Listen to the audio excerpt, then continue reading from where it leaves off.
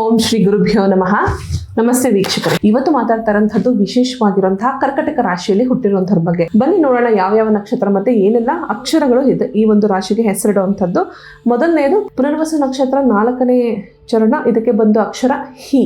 ಪುಷ್ಯ ನಕ್ಷತ್ರ 4 ಚರಣಗಳು ಹು, ಹೆ, ಹೋ, ಡ. ಮತ್ತೆ ಆಶ್ಲೇಷ ನಕ್ಷತ್ರ 4 ಚರಣಗಳು ಡಿ, ಡು, ಡೆ, ಡೋ. ಈ ಅಕ್ಷರಗಳಲ್ಲೂ ಸಹ ನೀವು ಹೆಸರನ್ನ ಇಟ್ಟಿರಬಹುದು. ಆಲ್ರೆಡಿ ಇಟ್ಟಿರೋಂಥವ್ರು ನಿಮಗೆ ರಾಶಿ ನಕ್ಷತ್ರ ಗೊತ್ತಿಲ್ಲ ಅಂತಿದ್ರು ಖಂಡಿತ ಈ ಅಕ್ಷರಗಳಲ್ಲಿದ್ದರೆ ನೀವು ಈ ಪ್ರಿಡಿಕ್ಷನ್ಸ್ನ ಫಾಲೋ ಮಾಡ್ಬೋದು. ಸೂಪರ್ ಆಗಿದೆ ಅಂತಲೇ ಹೇಳ್ಬೋದು. ಕರ್ಕಟಕ ರಾಶಿಯರು, ಅದರಲ್ಲೂ ಎಜುಕೇಷನ್ ಮಾಡ್ತಿರೋಂಥ ಮಕ್ಕಳಿಗೆ ಒಳ್ಳೆಯ ಸಮಯ, ಒಳ್ಳೆಯ ಒಂದು ಆಪರ್ಚುನಿಟಿ ಸಿಗುವಂಥದ್ದು. ಬೈ ಚಾನ್ಸ್ ನಿಮ್ಮ ಎಜುಕೇಷನ್ ಎಲ್ಲ ಮುಗ್ದಿದೆ, ನೀವು ಕೆಲಸಕ್ಕೆ ಪ್ರಯತ್ನ ಮಾಡ್ತಿದ್ರೆ ಖಂಡಿತ ನಿಮಗೆ ಕ್ಯಾಂಪಸ್ ಸೆಲೆಕ್ಷನ್ಸ್ ಆಗುತ್ತೆ. ಖಂಡಿತ ನಿಮಗೆ ಕೆಲಸದ ಆಪರ್ಚುನಿಟೀಸು ಚೆನ್ನಾಗಿ ಸಿಗುತ್ತೆ. ಓನ್ಲಿ ಟ್ರಬಲ್ ಅಂದರೆ ನೀವು ಬೈ ಚಾನ್ಸ್ ಆನ್ ಸೈಟ್ ಅಂದರೆ ಇಂಡಿಯಾ ಬಿಟ್ಟು ಹೊರ ದೇಶದಲ್ಲಿದ್ದು ನೀವು ಕೆಲಸಕ್ಕೆ ಪ್ರಯತ್ನ ಮಾಡ್ತಾ ಇದ್ರೆ ದಟ್ಸ್ ಅ ವೆರಿ ಇಂಪಾರ್ಟೆಂಟ್. ಮತ್ತು ನಿಮಗೆ ಸ್ಟಕ್ ಆಗುವಂಥ ಚಾನ್ಸಸ್ ಹೆಚ್ಚಿದೆ. ಕಷ್ಟವೇ, ಸ್ವಲ್ಪ ಸಿಚುವೇಶನ್ ಡಿಫಿಕಲ್ಟ್ ಅಂತಲೇ ಹೇಳ್ಬೋದು. ಅದರಲ್ಲೂ ನೀವು ಹೊರ ದೇಶದಲ್ಲಿದ್ದು ಕೆಲಸಕ್ಕೆ ನೀವು ಪ್ರಯತ್ನ ಮಾಡ್ತಾ ಇದ್ದಾರೆ. ಬೇಸಿಕಲಿ ಜುಲೈ ತಿಂಗಳು ಈ ವರ್ಷ ತುಂಬಾ ಪ್ರಾಬ್ಲಮೆಟಿಕ್ ಆಗಿರುವಂಥ ತಿಂಗಳು ಅಂತಲೇ ಹೇಳ್ಬೋದು. ತುಂಬ ಲೇ ಆಫ್ ಆಗುವಂಥದ್ದು, ಕೆಲಸದಿಂದ ತೆಗಿತಾ ಇರುವಂಥದ್ದು. Not only because of artificial intelligence ಅಂತಲೇ ಅಲ್ಲ, ಈವನ್ ಜನರಲಿ ತುಂಬ ಜನಗಳಿಗೆ ಕಾಸ್ಟ್ ಕಟ್ಟಿಂಗಿಂದ ಇರ್ಬೋದು, ಕಂಪನೀಸ್ ಪರ್ಫಾರ್ಮೆನ್ಸಿಂದ ಇರ್ಬೋದು, ಪ್ರತಿಯೊಂದರಲ್ಲೂ ತುಂಬ ಜನಕ್ಕೆ ಲೇ ಆಫ್ ಮಾಡ್ತಾರಂಥದ್ದಿದೆ. ಸೊ ಅದರ ಮೂಲಕವಾಗಿ ಅದರಲ್ಲೂ ಕರ್ಕಟಕ ರಾಶಿಯವರಿಗೆ ಸ್ವಲ್ಪ ಹೆಚ್ಚಾಗಿ ಟ್ರಬಲ್ಸಮ್ ಅಂತಲೇ ಹೇಳ್ಬೋದು. ಟ್ರಬಲ್ ಆಗುವಂಥ ಚಾನ್ಸಸ್ಸು ಹೆಚ್ಚಾಗಿದೆ. ನನ್ನ ಕೆಲಸ ಫಸ್ಟ್ ಟೈಮ್ ನಾನು ಸರ್ಚ್ ಮಾಡ್ತಾ ಇರೋಂಥವ್ರಿಗೆ ನಾನು ಹೇಳ್ದಂಗೆ ಒಳ್ಳೆ ಆಪರ್ಚುನಿಟಿ ಇದೆ. So you can definitely go for it.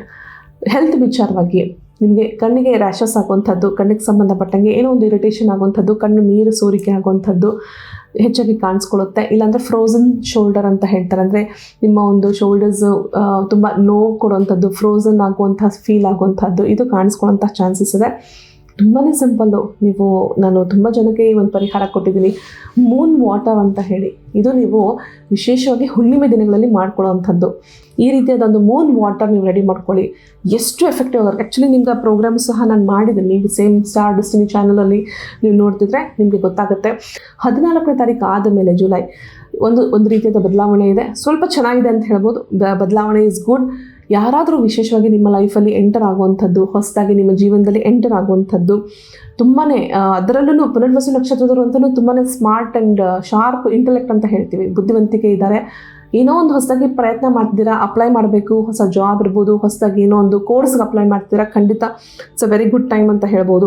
ಪುಷ್ಯ ನಕ್ಷತ್ರದವ್ರಿಗೆ ಮೇಯ್ನಾಗಿ ಸಮಸ್ಯೆ ಕಾಡ್ತಾ ಇರೋವಂಥದ್ದು, ಹೊಸದಾಗಿ ಯಾರಾದರೂ ನಿಮಗೆ ಲೈಫಲ್ಲಿ ಎಂಟರ್ ಆಗುವಂಥದ್ದು, ಅಥವಾ ಹಳೆ ಫ್ರೆಂಡ್ಸು, ಗುರುಗಳಿಂದನೋ ನಿಮಗೆ ಯಾವುದೋ ಒಂದು ರೀತಿಯಲ್ಲಿ ಮೋಸವಾಗುವಂಥದ್ದು, ಅಥವಾ ಏನೋ ಒಂದು ದೋಷವಾಗಿ ನಿಮಗೆ ಪರಿವರ್ತನೆ ಆಗುವಂಥದ್ದು ಹೆಚ್ಚಾಗಿ ಕಾಣ್ತಿದೆ.